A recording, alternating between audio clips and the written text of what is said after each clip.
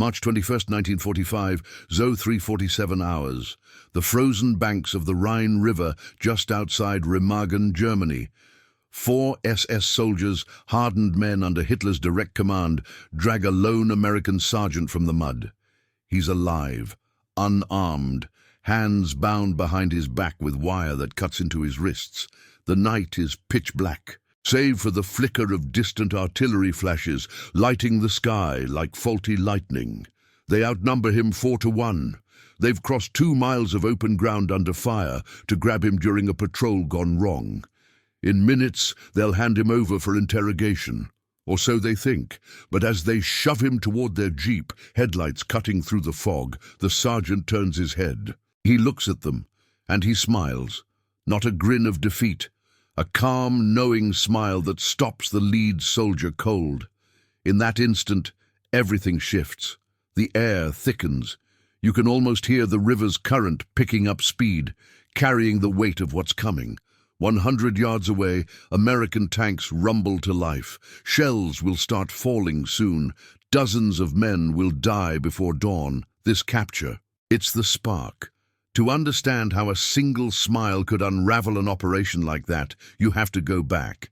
Back to who this sergeant was. Sergeant Elias Kane. Born in 1918 in a dusty mill town outside Pittsburgh. Son of a steelworker who lost an arm in the Great War. Kane grew up swinging a hammer in the same mills, forging rebar for bridges that would one day carry troops to Europe. He wasn't the type to talk big. At 5'10", broad-shouldered but wiry, with hands calloused from years of labor. Joined the army in 42, right after Pearl Harbor hit the papers. Basic training at Camp Wheeler, Georgia. They called him Steady. The guy who fixed jammed rifles during drills without a word. By 43, he shipped out to North Africa. Operation Torch. Landed in Casablanca under fire from Vichy French batteries. His first taste of real war, dodging 75mm shells that tore through palm groves like paper. Kane's unit, the 1st Infantry Division, pushed east. Kasserine Pass, February 43. Germans counterattacked with 80 Suzerain troops against their 30 Suzerain. Kane's platoon got pinned on a ridge, machine guns chattering from the hills. He was point man that day. Saw his best friend take a round to the chest, 20 yards ahead. Instead of pulling back, Kane flanked the nest. Crawled 50 yards through scrub, tossed a grenade blind, took out the gunner and 2 loaders. Earned a Bronze Star for that. No ceremony, just a nod from the lieutenant. He didn't dwell on it. War wasn't about medals for Kane. It was survival and decisions. The kind that came fast, when hesitation meant a body bag. After Kasserine, they drove Rommel back. Sicily next. July 43. Landed at Gela. Beaches slick with diesel from sunk landing craft. Italian artillery zeroed in quick. Kane's company lost 40 men in the first hour. He pulled 3 wounded from a burning half-track, burns on his arms that scarred white. Refused morphine, kept moving. By the time they hit Messina, he'd seen enough death to know the pattern. Chaos builds slow, then hits like a freight train. Back stateside for a month in 44. Married his girl Mary in a quick courthouse deal. She worked the rivet line at the factory. He promised he'd come back. Then D-Day, Omaha Beach, June 6th. Waves crashing red with blood. Kane's landing craft hit a mine 200 yards out. Swam the rest, gear dragging him down. Hit the sand under withering fire, MG-42s sweeping the shingle. He lost his rifle in the surf. Grabbed a dead man's carbine, led a squad up the bluffs, took out a pillbox with satchel charges, 12 Germans inside. The blast shook the earth. His ears rang for days. From there it was hedgerow hell in Normandy, bocage country, every field a trap. Kane's platoon ambushed near St. Lo. Ambushers were SS, same kind he'd faced later. Grenades rolling down the embankment. He spotted the glint of a potato masher, yanked 2 men behind a ditch as it blew. Shrapnel peppered the air. 1 fragment grazed his helmet. He returned fire, picked off the thrower at 30 yards. That night, under a full moon, they buried 5 from the platoon. Kane dug the graves himself, didn't sleep, pushed through France. Liberation of Paris, August 44. Crowds cheering. But Kane kept his head down. Knew the real fight was east. Hurtgen Forest by fall. Mud up to your knees. Pine trees splintering from 80 missile rounds. His unit held a ridge for 72 hours straight. No resupply. Rations gone by day 2. Kane foraged potatoes from a bombed farmhouse. Boiled them over a foxhole fire. Kept the men going. Took a sniper's bullet to the shoulder on day 3. Field dressing it with a strip from his shirt. Fought on, Purple Heart No. 2, by winter the bulge, Bastogne, December 44, snow falling thick. Germans encircled them, 11 zone Americans holding against 50-0. Temps dropped to 20 below. Kane's foxhole collapsed under a barrage. Buried alive for minutes, clawed out with frozen fingers, lost 2 toes to frostbite later, but he rallied his squad. Repelled a panzer probe at dawn, bazooka fire lighting the woods, tanks burning black against the white snow. That was Kane, the man who bent but didn't break. Decisions under fire, close calls that should have ended him. Now, fast forward to that night on the Rhine, March 45. The Allies closing in. Kane's 9th Armored Division scouting for a bridgehead. Remagen was the key. The Ludendorff Bridge, still intact over the river. Germans desperate to blow it. Kane's patrol slipped across under cover of dark. 4 men, including him. Mission, confirm if it's wired. They made it halfway when the SS patrol hit. Flankers in the reeds, bursts of MP40 fire. Kane's radio man went down first, shot through the leg. The others scattered. Kane covered their retreat, laying down fire from a ditch. Took a graze to the thigh. But he held. The SS closed in. 4 of them, elite. Black uniforms under camo smocks. They'd lost men too, but pressed. Grabbed Kane as he reloaded, dragged him out, bound him. That smile. It came from knowing what they didn't. His patrol had radioed the bridge status before the fight. Clear for crossing. American armor was rolling up. In 5 minutes, the first Sherman would hit the span. The SS jeep idled, engine coughing in the cold.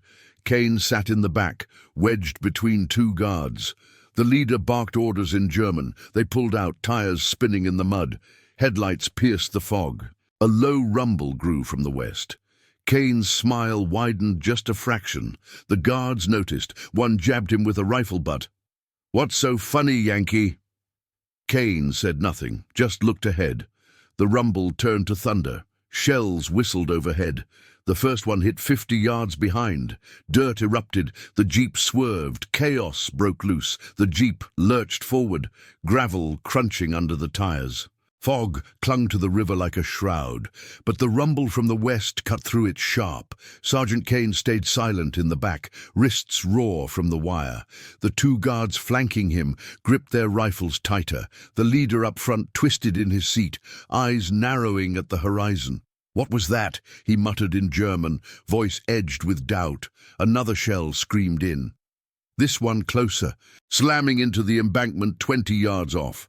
The blast wave rocked the jeep, showering them with mud and shattered ice from the riverbank.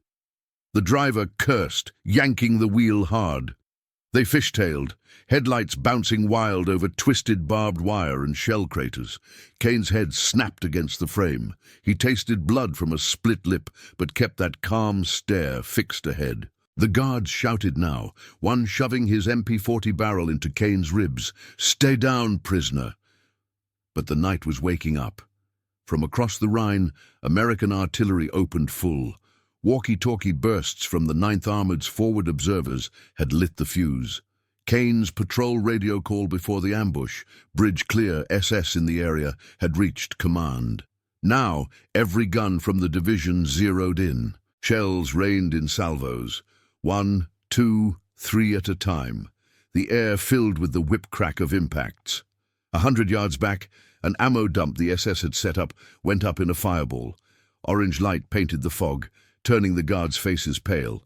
The leader slammed the dashboard. "Get us to the rally point, now!" The jeep accelerated, engine whining as it hit a rutted road leading away from Remagen.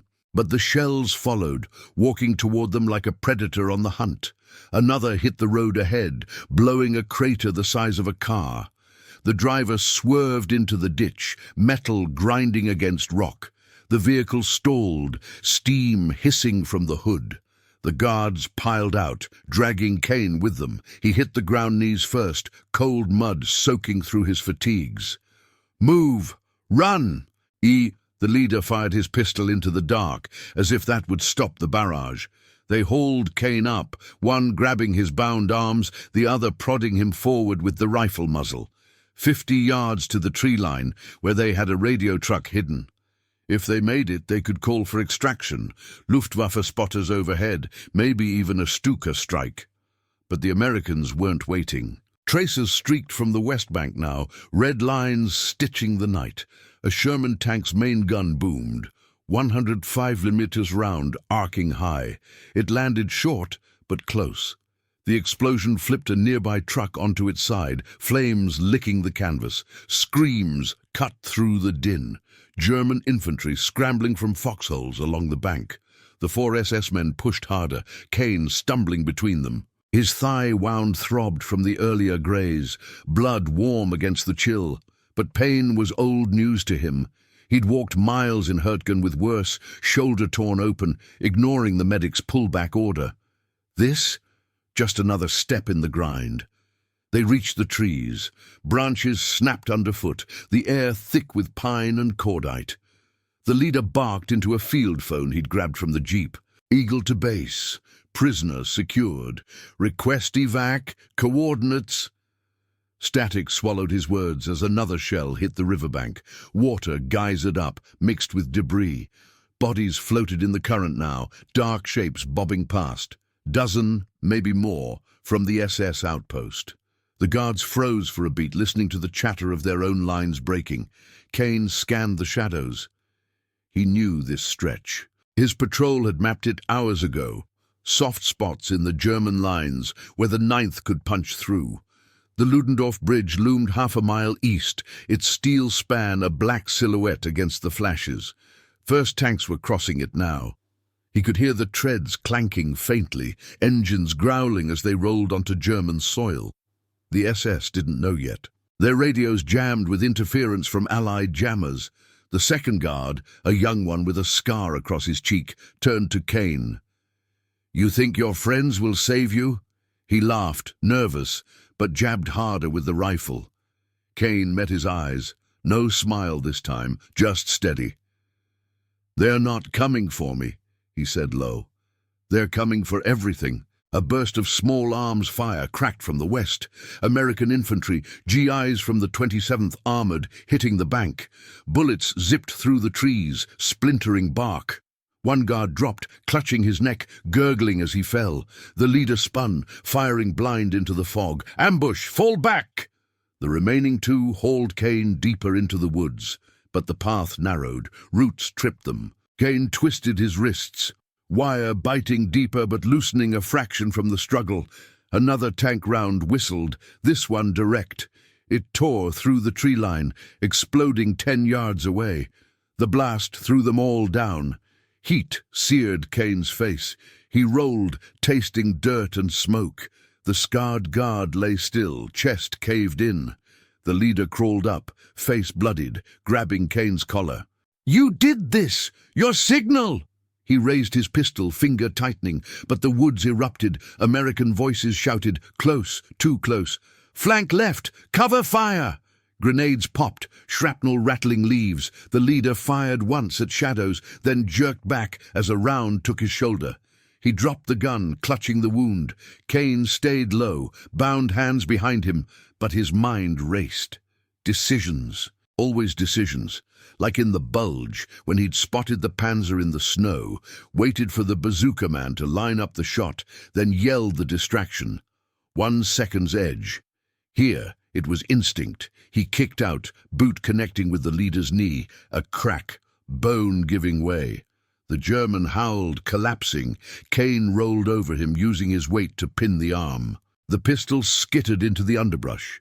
Bullets whined overhead, both sides trading fire now. The 9th Armored's advance had turned the patrol into a full assault. Tanks grinding forward, infantry mopping up. A GI burst from the trees. Kane's radio man, leg bandaged, Thompson's submachine gun smoking. "Sarge!" He cut the wire with a knife, quick slashes. Kane grabbed the dead guard's MP40, chambering around. No time for thanks. They moved together back toward the river. Shells still fell, but the pattern shifted. Allied guns walking east, pounding German reserves. Behind them, the leader dragged himself away, vanishing into the dark. Alive, maybe. But the bridge was lost. By dawn, the 9th held the east bank. Ludendorff intact, a lifeline for the push into the Ruhr. Kane's patrol report had bought it.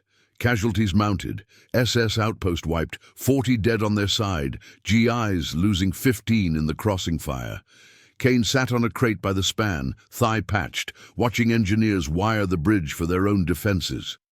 No smile now, just the weight. War didn't end with one night. It rolled on, decision by decision, until the last bridge fell. The sun crept up slow over the Rhine, painting the east bank in dull grey light. March 21st, 1945. 6 and 12 hours. Remagen's skyline smouldered, church spires jagged against the haze. Sergeant Kane leaned against that crate, field dressing tight on his thigh, the sting dulled by adrenaline's fade. Around him, GIs moved like shadows, loading ammo crates, stringing barbed wire under the bridge's shadow. The Ludendorff spanned 700 feet of cold steel, a miracle still standing after German demo charges fizzled in the night. But holding it, that was the real fight starting now. Kane's eyes tracked the river. Debris floated downstream, shattered crates, a helmet bobbing upside down, bodies twisted in the current. 40 SS dead from the outpost, maybe more scattered in the woods. His side lost 15 in the crossing, good men, faces he knew from foxholes. The radio man, Private Ellis, limped over, handing Kane a canteen. "Sarge, command's calling you up. They want details on the patrol." Kane nodded, took a swig. Water tasted of rust. He stood testing the leg. It held. Word spread fast through the 9th Armored. Kane's capture, that smile. The radio call. It flipped the script. By 0700, Division HQ buzzed, General Eisenhower's eyes on Remagen from afar. The bridge was gold, a straight shot into the industrial heart, the Ruhr Valley factories churning out Hitler's last gasp. Germans knew it too. Luftwaffe scouts dotted the sky by 0800, Messerschmitts circling high, engines a distant drone. Anti-aircraft guns on the West Bank barked back, black puffs blooming like ink in water. Kane reported in a tent near the span, maps spread on a folding table. Colonel Robertson, chain-smoking, pinned his gaze. "Your patrol confirmed no charges. That bought us hours." Kane kept it straight. Positions of the SS, weak spots in their lines. No hero talk. He'd seen colonels come and go. Some cracked under the maps, others pushed blind. Robertson was the pushing kind. "We're funneling the 1st Infantry across next. Your old outfit. Expect counterattacks by noon. Panzers from the east." Kane felt the shift. This wasn't patrol skirmish anymore. It was the hinge of the push. He grabbed his gear, M1 carbine slung, and headed back to the bridge. Engineers swarmed it, soldiers from the 11th and 71st Treadway, welding plates, rigging booms to drop Bailey sections if needed. One kid, barely 19, wiped sweat from his brow. "Sarge, you think they'll blow it?" Kane clapped his shoulder. "Not on our watch." But inside, he knew the odds. Germans had 500 Zuderzerin troops in the west, desperate. One bridge could stall the whole Allied advance. By 0930, the first counterprobe hit. Artillery from the east bank, 80 guns hidden in the hills, zeroed in. Shells arced over the river, first one splashing short, sending a geyser high. Then on target. The bridge shuddered, steel groaning like a wounded beast. Kane dropped behind sandbags on the approach road, rifle up. "Incoming!" GIs scattered, some diving into slit trenches. A round struck the trestle mid-span, 12 dead in the blast, twisted metal raining into the water. Screams echoed off the girders. Kane's squad formed up quick. He was point again, like Kasserine days. Memory flashed. That ridge, friend down, grenade in hand, same gut twist. They pushed east along the bank through bombed orchards, apples rotting in the mud. German infantry probed back, Fallschirmjägers dropping from gliders 2 miles out, white chutes like ghosts in the morning light. 50 of them hitting the 9th's flank. Bursts of STG-44 fire cracked the air, selective fire rifles chewing through brush. Kane signaled low. His men, 8 now, mixes from the patrol survivors, crawled forward. He spotted the lead jumper, black helmet low, advancing on a hedgerow. 40 yards. Kane squeezed off 3 rounds. The German jerked, fell face first. But they kept coming. A potato masher sailed over, grenade tumbling end over end. Kane yelled, "Down!" They hit dirt as it blew, dirt clods pattering like hail. Shrapnel whined past, one nicking Ellis in the arm. Blood soaked the bandage quick. They returned fire, carbines chattering. Kane rolled left, flanking like Sicily beaches. Grabbed a dead paratrooper's weapon, MP-40, familiar from the night. Emptied the mag into the group, dropping 2. The rest broke, pulling back to a stone farmhouse 200 yards east. But the real threat rumbled behind. Tiger tanks, 3 of them. Turrets swiveling from a tree line. 88mm cannons, kings of the battlefield. One fired, round slamming a Sherman on the bridge road. The tank erupted, flames belching black smoke. Crew bailed, one burning alive, rolling in the dirt. Kane's heart kicked. Bulge flashbacks, panzers in the snow, bazooka shots glancing off. He grabbed the radio from Ellis. "Fire support now, tanks at grid 4722. Minutes later, P-47 Thunderbolts screamed overhead, 8 of them from the 9th Air Force. Bombs away, 500-pounders whistling down. The lead Tiger took a direct hit, turret blown clean off, rolling into a ditch. Secondary blasts lit the field, ammo cooking off in chains. The other 2 reversed, tracks churning mud, but artillery walked in behind. 105 from Petrus howitzers from the west bank pounding relentless. By 1100 the probe collapsed. Germans fell back, leaving 30 bodies. Wrecked gliders smoking. Kane's squad held the line but cost them 3. 1 gut shot, medevac under fire. He knelt by a wounded man, applying pressure, whispering steady. "Hang on, docs are coming." The kid nodded, eyes glazing. Kane had buried too many. St. Lo nights, graves under moonlight. It stacked up, each one a weight on the chest. Word came down, reinforcements crossing. The 1st Infantry, Big Red 1, rolling tanks and half-tracks over the span. Crowds of GIs, thousands now, funneled east. Kane watched from the bank, river churning with more debris. Wreckage from a downed Me-109 splashing downriver. Luftwaffe raids intensified, but AA shredded them. 1 Junkers 88 got through, bombs straddling the bridge. Another section buckled. 10 feet of deck sagging into the Rhine. Engineers shored it fast, but the clock ticked. Germans massing for the big push. 15. Suzerain troops, 100 panzers, reports said. Remagen was the anvil, the Ruhr the hammer waiting to fall. Kane reloaded, chambering around.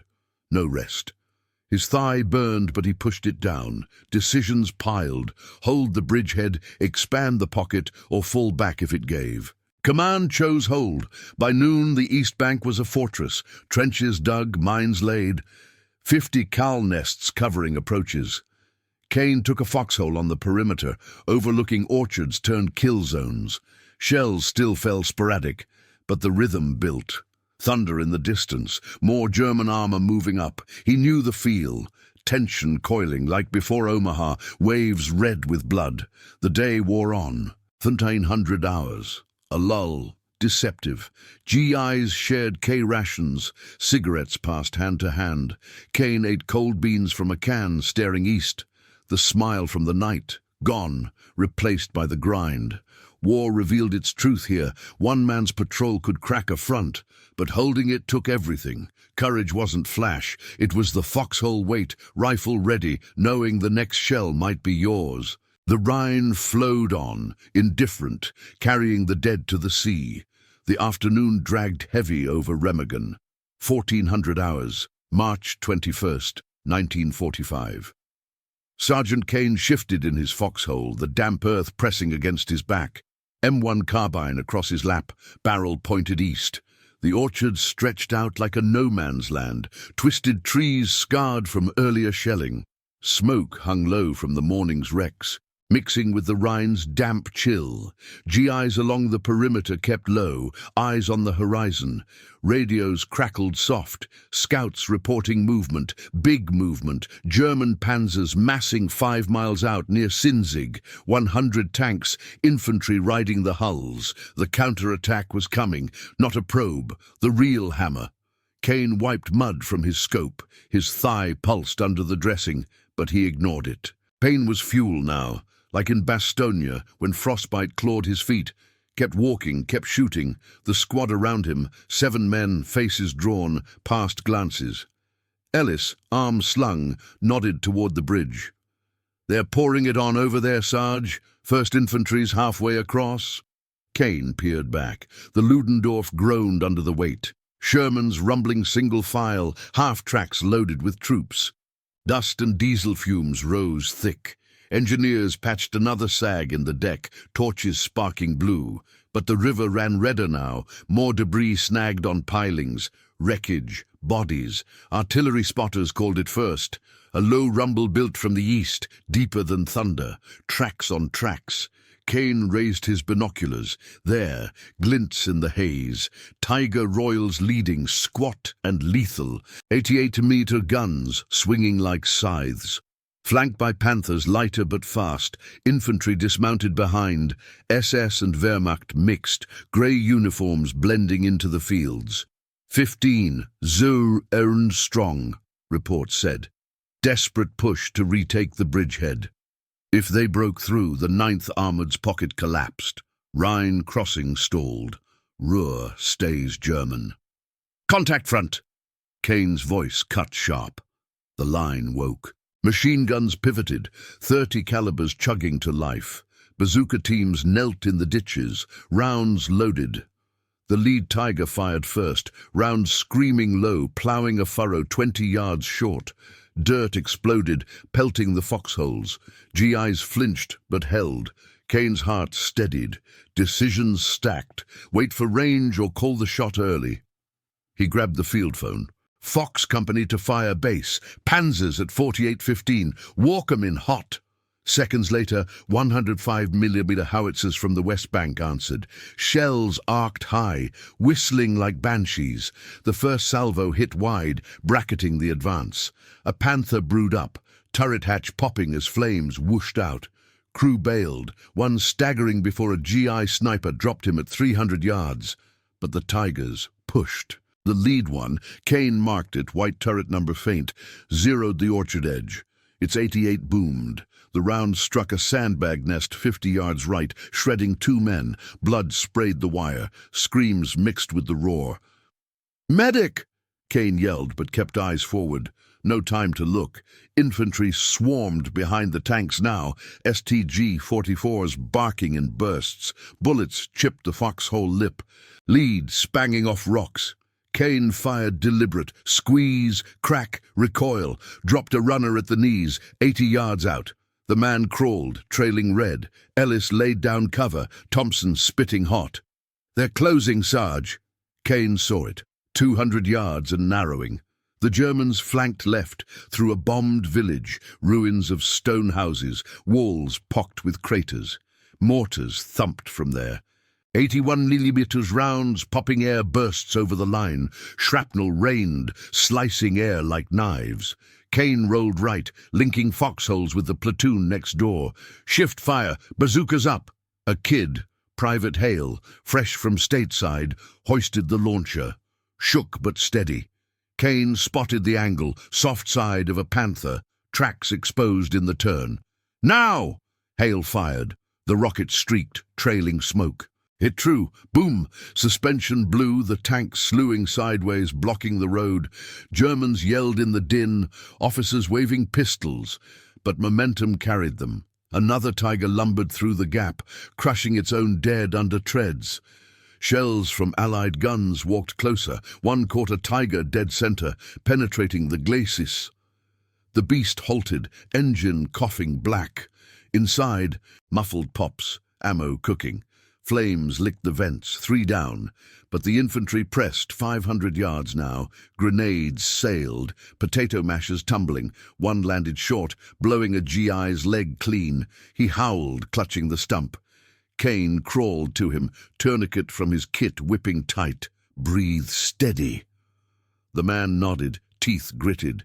Kane had done this in Normandy, hedgerows, friends eviscerated. Same blood, same dirt. The air thickened with cordite and screams. P-47s screamed in again, low strafing runs. 50 cal from the wings chewed the German rear, tracers raking like fire hoses. A dozen infantry dropped, twitching in the grass. But the Tigers adapted, smoke pots popping, white clouds billowing to blind the flyers. One Panther slipped the net, reaching 100 yards. Its machine gun chattered, Koch's MG-42 spraying the line. Bullets stitched Kane's foxhole, one grazing his boot. He ducked, tasting soil. Radio buzzed frantic. "Hold the line! Reinforcements 20 minutes!" 20 minutes in war. Eternity. Kane stood half, signaling the squad. Flank them, circle through the village ruins, like Sicily, beaches to hills. He led, carbine low, 4 men tight. They dashed low, using walls for cover. Stone crumbled under fire, chips stinging faces. A German squad held a doorway, 30 yards. Kane tossed a frag, spoon-flipped, arc perfect. Blast filled the gap, screams following. They rushed it, bayonets if needed. Cleared 3, blood slick on the floor. Back on the line, the push crested. Tigers halted, but infantry overran a gap left. Hand-to-hand now, GIs clubbing with rifle butts, Germans knifing close. Kane rejoined, MP-40 from the night swapped for his M1. Fired point-blank, dropping an SS man lunging at Ellis. The kid swung wild, connected with a helmet crack. Bodies piled in the wire, tangled and still. Shells fell thicker, Allied barrage cresting, German counter-battery dueling across the river. The bridge shook distant. Another hit buckling the approaches. Engineers fought fire with fire, welding frantic. By 15:30, the German wave broke. Panzers reversed, hulls smoking. 7 wrecks total, hulls gutted. Infantry pulled back, leaving 800 dead in the fields, estimates later. GIs held but paid. 120 down, foxholes turned graves. Kane knelt amid the dead, breath ragged. His hands shook once, adrenaline crash. But he stilled it. The Rhine churned louder, carrying more wreckage. The bridge held, barely. Command radioed praise. Kane's flank push sealed the breach. But no rest. Scouts whispered, another wave building. Nightfall would bring it. War's grind, decision after decision. The pocket holding by threads. Courage. Just the next foxhole. Waiting. The sun dipped low behind the west bank, casting long shadows over the Remagen bridgehead.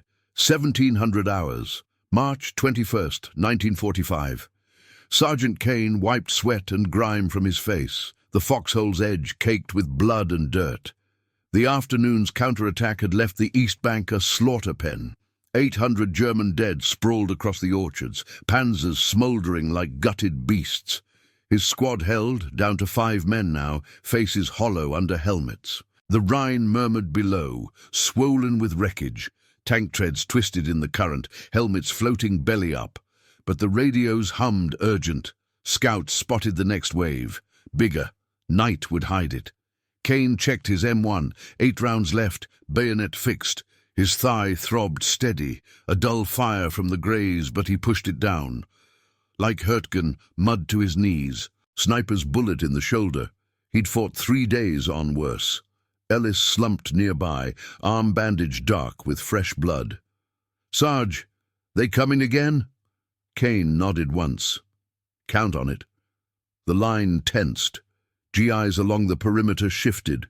50 cals racked and ready. Engineers on the bridge worked frantic under floodlights, welding plates, shoring the buckled span. One section hung 10 feet low, water lapping the girders. If it gave, the pocket collapsed. 10.